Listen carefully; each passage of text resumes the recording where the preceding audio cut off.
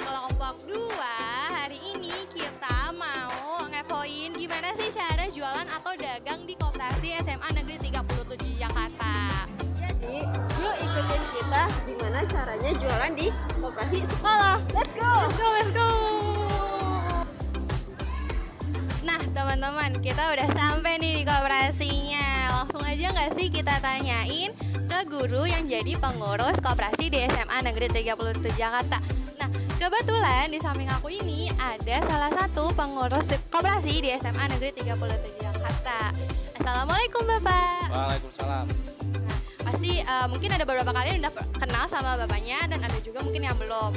Sebelum itu Bapak boleh memperkenalkan diri Bapak terlebih dahulu. Ya, nama Bapak Ahmad Zaki Fadli, ngajar ekonomi amanah di Koperasi SMA Negeri 30 Jakarta itu sebagai bendahara unit toko. Jadi di koperasi kita, koperasi sekolah itu ada 3 unit.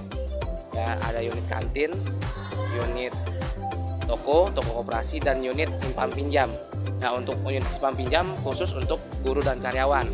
Kantin dan unit toko inilah yang berhubungan langsung dengan kalian, yaitu pada murid-murid.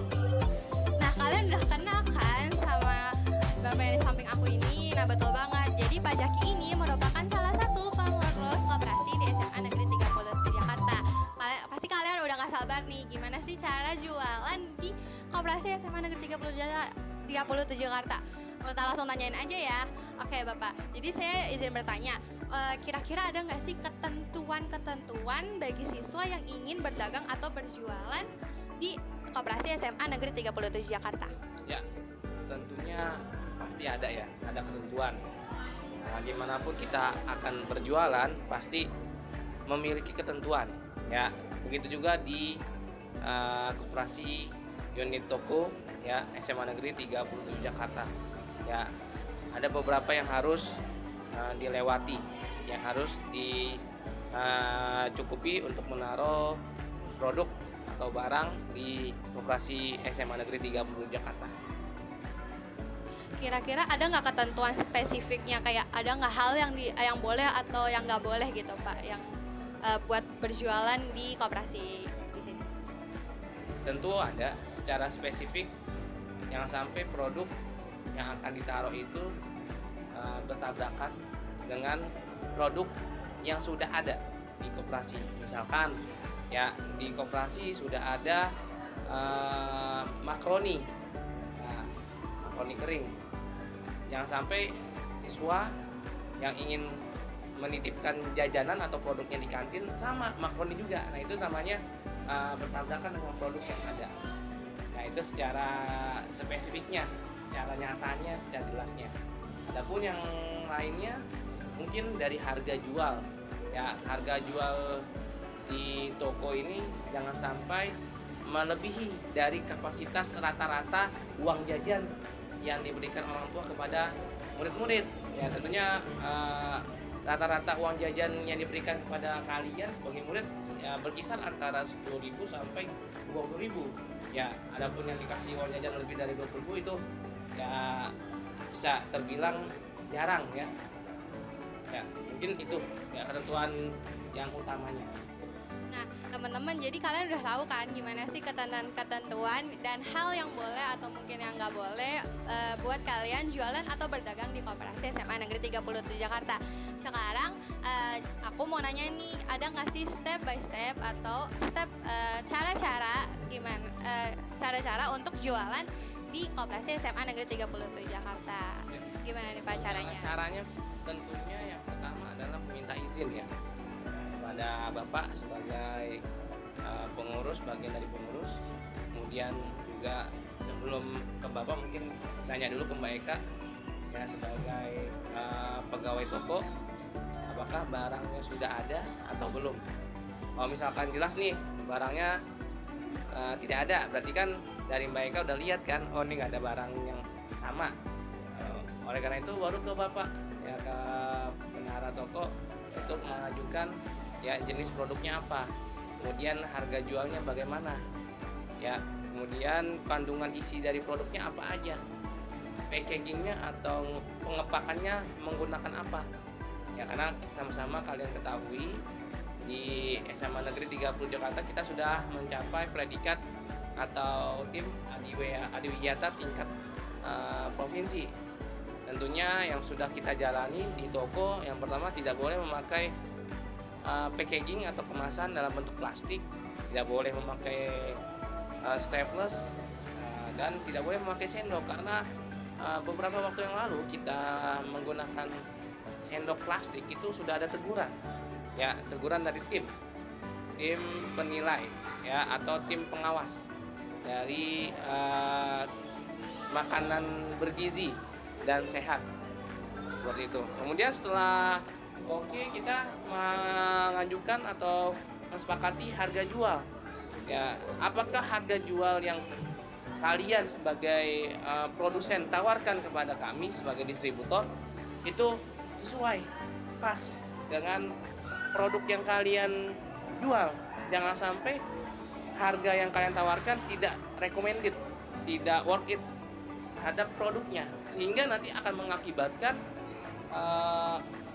harga jual itu tidak diterima di kalangan murid-murid. Misalkan contoh, waktu itu ada yang ingin menaruh produk gorengan, namun setelah kita tawar-menawar harga itu nggak masuk. Nah, masuknya dalam arti apa? Karena untuk ukuran gorengan tersebut dengan harga jual yang ditawarkan itu kiranya akan menimbulkan buntunya penjualan atau tidak terjualnya produk. Ya, jadi nanti kesian juga kan. Nah, murid yang sudah naruh taunya produknya nggak laku. Nah, di sini jadi sistem yang kita lakukan yaitu sistem jasa titip atau nama kerennya atau dalam bahasa ekonominya yaitu konsinyasi. Bukan sistemnya koperasi beli kepada kalian yang nitip barang, enggak. Jadi kalau sistem konsinyasi sini yang Bapak jelaskan adalah barang dititipkan, habis tidak habis barang itu harus dibawa pulang. Ya, jika tidak habis ya tanggung resiko siapa? Si penjual. Ya, seperti misalkan Bapak naruh produk ya nitip di koperasi. Ketika barang Bapak tidak habis terjual di sore hari itu Bapak harus tanggung jawab, Bapak yang tanggung jawab. Ya, apakah dibawa pulang atau dibagikan kepada yang ada di sekolah, bisa misalkan caraka atau nah, jadi seperti itu ya. Ibarat kata sih simple, mudah, tapi juga tidak sembarangan ya. Tentunya ada treatment atau ketentuan-ketentuan yang harus dipatuhi ya. Kita welcome untuk menerima jasa titip ya atau dagangan di koperasi. Justru itu yang lebih baik daripada kalian berdagang sembunyi-sembunyi di kelas, mengganggu pelajaran kalian. Lagi ada pelajaran ada transaksi ya, udah gitu nggak bayar pajak lagi ya. Kalau di koperasi insya Allah hasil usaha ini hasil keuntungan ini kita bagikan pada berbagai pihak, kepada masjid ya, yang mana masjid nanti akan disalurkan kepada teman-teman kalian yang memang kurang membutuhkan. Kalau dulu zamannya COVID kalian kan belum datang sini kan ya, itu ada kita memberikan bantuan kuota melalui masjid. Jadi setiap akhir tahun Bapak sebagai yang di toko itu mempresentasikan bagian dari keuntungan toko untuk sosial, untuk zakat, infak, dan sodako yang kita titipkan kepada DKI Masjid Al-Amin di sekolah kita, yang mana nanti dikelola oleh DKI Masjid untuk apa? Untuk teman-teman kalian yang memang sangat-sangat membutuhkan ya, seperti misalkan nanti ada yang membutuhkan baju seragam atau keperluan yang lain. Kalau nggak salah ya kelas 10 ini kemarin melalui Pak Eko sebagai ketua DKI Masjid itu memberikan bantuan makanan ya. Ini yang Bapak baru dengar ya, kepada salah satu kelas 10 yang memang sangat-sangat membutuhkan. Jadi ibarat kata dari kalian, oleh kalian, dan untuk kalian juga sebenarnya ya. Selain untuk ini apa lagi, untuk para anggota koperasi tentunya ya, karena ini kan koperasi dari guru dan karyawan, jadi nanti kembali ke situ untuk kepentingan sekolah ya. Ada persentase untuk sekolah, untuk perbaikan macam-macam. Dan kalau nggak salah Bapak ingat itu podium podium yang baru tuh yang kemarin dipakai untuk P5, perayaan P5 itu podiumnya kalau tidak salah dari persentase keuntungan toko. Seperti itu. Ya cukup. Oke, terima kasih Pak Jaki sudah memberikan jawaban-jawaban yang sangat wow, benar-benar teman-teman sangat jelas sekali mengenai gimana sih ketentuan dan step by step bilangnya tadi bukan dagang atau jualan tapi dasar titip ya Bapak, betul, di Koperasi SMA Negeri 37 Jakarta. Terima kasih Bapak. Mbak Eka, ini aku mau izin buat titip jualanku ya, ini example-nya.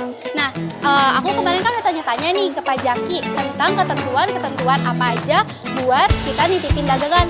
Nah, produk aku ini udah sesuai ketentuan kok Mbak Eka. Di sini kita nggak pakai plastik dan juga aku lihat dari kemarin itu produknya nggak ada yang dijual sama yang lain. Jadi produk aku punya sendiri. Terus juga ini bisa langsung makan, jadi nggak perlu sendok plastik. Jadi udah sesuai kriteria ketentuannya kan Mbak Eka. Oke, kalau gitu aku nitip ya Mbak Eka. Terima kasih. Nah, kalian udah tahu kan ketentuan dan step by step untuk melakukan jasa titip di sekolah. Kalian tertarik gak nih untuk menitipkan jualan kalian di SMA Negeri 37 Jakarta? Semoga video ini bermanfaat untuk kalian yang ingin melakukannya. Dadah!